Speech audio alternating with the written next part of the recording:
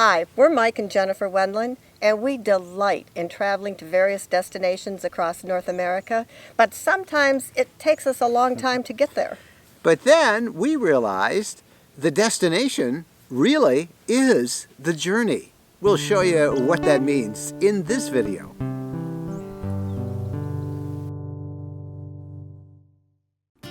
When we take off in our RV, taking our time is as important as getting there. That's why we prefer traveling two-lane roads versus the interstate. That's also why we find ourselves stopping a lot. Like this trip.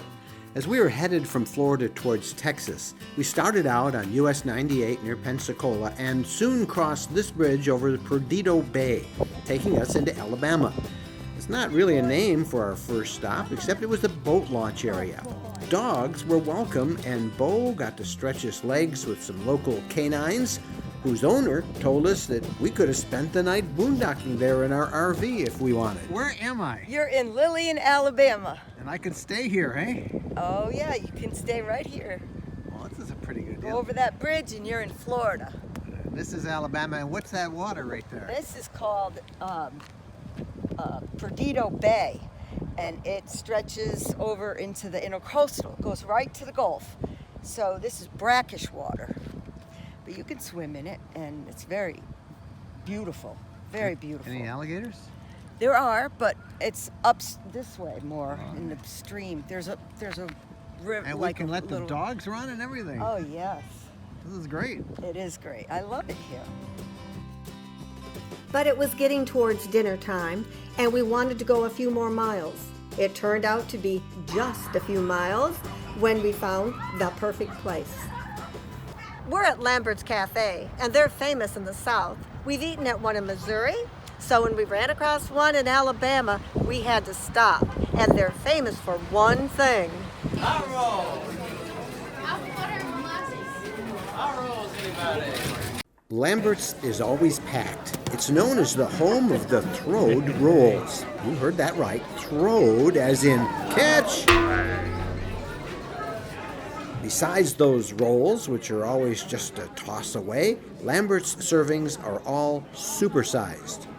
Good old-fashioned comfort food is on the menu, with the waitstaff constantly walking past your table dispensing things like fried okra, boiled cabbage, tomato and macaroni. Trust me, you don't leave hungry. You waddle out, stuffed. Next, it was time to leave US 98 and switch to the I10 Interstate. There was something at a rest area not far into Mississippi near Biloxi that we needed to check out. And here it is, elaborate sculpture carved from the wood of live oak trees that were killed by Hurricane Katrina. The Mississippi Department of Transportation has a whole bunch on display at this rest area and along US 90. They range from eagles and herons to seahorses and dolphins in tribute to the Gulf Coast shoreline.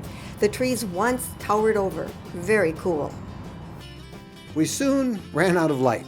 We found a spot to spend the night, and we were up and at it bright and early the next morning. We made it less than 10 miles down the road before we were lured to stop at the Mississippi Sandhill Crane Refuge near Goshen, Mississippi. Mississippi sandhill cranes were an endangered species. In 1975, only 35 non-migratory birds could be found in their unique wet pine savanna habitat here. Today, there are about 150, though on the day we visited, ne'er a one was to be found, but there was a great nature trail through the savanna that we could take. Bo was also welcome as long as he was on a leash. Back on the road, we were soon in Louisiana. One of the things about our non-hurried style of traveling in our RV is, well, you're not in a hurry. All right, it's confession time.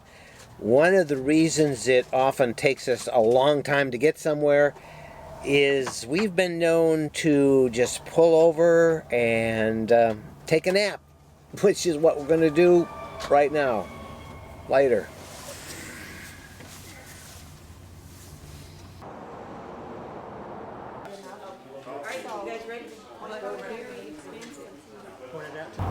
I hope Mike got a good nap in, because while he was sleeping, I went into this tourism office at the rest area, and I got a whole bunch of information, great places, things to see and do in Louisiana. We might never get out of this state. An hour down the road in Mandeville, on the north side of Lake Pontchartrain, opposite New Orleans, we were drawn to the 400-acre North Lake Nature Center and its winding boardwalk that lets you explore a Louisiana bayou and swamp. There is a beauty to the bayou that needs to be experienced. It's not like other nature that we've been in. It's just quiet and peaceful. The trees are all budding out. Now, of course, if this was August, it would be a little bit sweltery, but right now, it's just swell. After walking across the swamp, we figured we should drive our RV across a lake, taking the 24-mile-long bridge across Lake Pontchartrain, listed by the Guinness World Records as the longest bridge over continuous water in the world.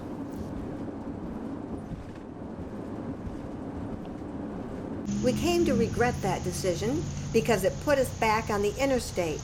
And as we approached Baton Rouge, a massive traffic jam on I-10 soon ate away our hopes of doing more exploration. Then Mike cheered up. It was dinner time, and as we approached the town of St. Charles, he was fixated on Cajun food. We pulled into the parking lot of Steamboat Bill's a half hour before closing time.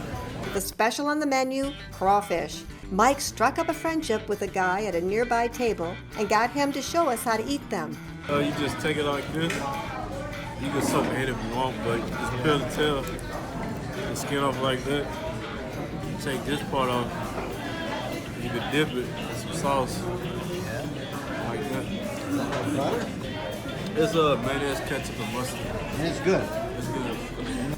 A passing waiter brought Mike a sample. Here, I got it. Look at that. Right there. All right. That's all you eat? Just that little bit? Yeah, you need the pinchers too. What about all that stuff? You can suck that out too. Suck that out? Other way around.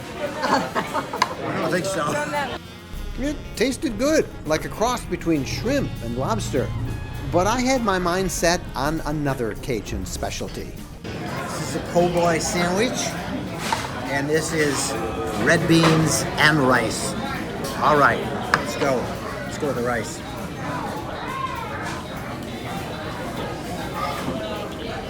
As you just saw, new adventures await around every bend in the road. Now, if you've got some adventures we should check out in your part of the country, just use the comments below and let us know. Meantime, we would really appreciate it if you'd do us a big favor and subscribe to our RV Lifestyle channel right here on YouTube. We're Mike and Jennifer Wendland. Thank you so much for watching.